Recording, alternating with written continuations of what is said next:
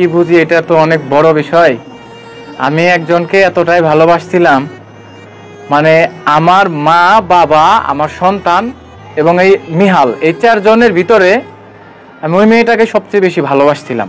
মানে আমার বাবার থেকে বেশি গুরুত্ব দিছি।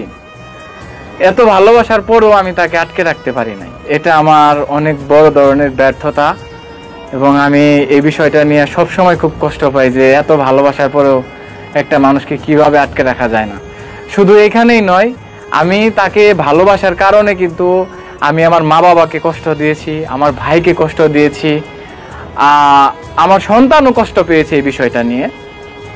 তবে মাঝে মাঝে যখন অনেকেই প্রশ্ন করে, অনেক কিছু জানতে চায়, আমার কাছে উত্তর থাকার পরেও কিন্তু আমি উত্তর দিতে পারি না, কারণ কষ্ট লাগে। আমি কিভাবে রেসপন্স কি করতে পারবেন ভাই আপনার ভালোবাসার মানুষটির জন্য?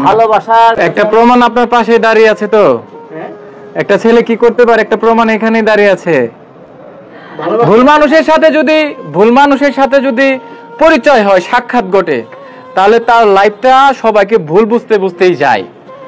উনি কিন্তু ওনার পাশে দাঁড়িয়ে বলছে যে আমি জীবনটাও দিয়ে দিতে পারি। একবার ট্রাইও করছে বেচারাই, ঠিক আছে। এটা নিয়ে আমি খুব আপসেট ছিলাম, আমি নিজেও দেখছি যে খুব খারাপ লাগছে যে আসলে ভাই অনেক ভালোবাসে। যদি ভালো না বাসতো, একটা ছেলে ভালো না বাসলে কিন্তু এই কাজ কখনো করতে পারে না। ভালোবাসছে বিদায় দেখাইছে যে আমি আসলে প্রকৃতপক্ষে কতটা ভালোবাসি। এবং এই ব্যাপারে মনে করি ওই ঘটনার পূর্বে আরেকটা ঘটনা ঘটছে যেটা খুব হার্ড ওয়ার্কিং, এটা আমার পক্ষে সম্ভব না।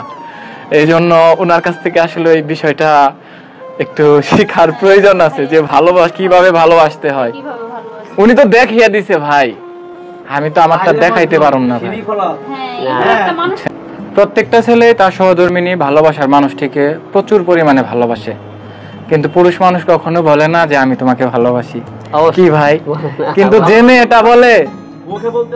মেয়েটা বলে আমি তোমাকে ভালোবাসি, ওই মেয়ের থেকে যদি একটা পুরুষ বুঝাইতে পারতো যে তার ওয়াইফ কিংবা ভালোবাসার মানুষটিকে কি পরিমাণে ভালোবাসে, তাহলে কোনো মেয়ে তার হাজবেন্ড এবং তার ভালোবাসার মানুষটিকে কষ্ট দিত না এবং ছেড়ে যাওয়ার কখনো চিন্তাও করতো না। হয়তো ইতি আপু যেটা বলছে, ওনার হয়তো কোনো কারণে মনটা একটু খারাপ, কিন্তু ইতি আপুরও বোঝা উচিত যে আলম ভাই একটু আগে কি বলছে যে আমি আমার জীবনটাও দিয়ে দিতে পারবো। আমি যদি সবাই হইতো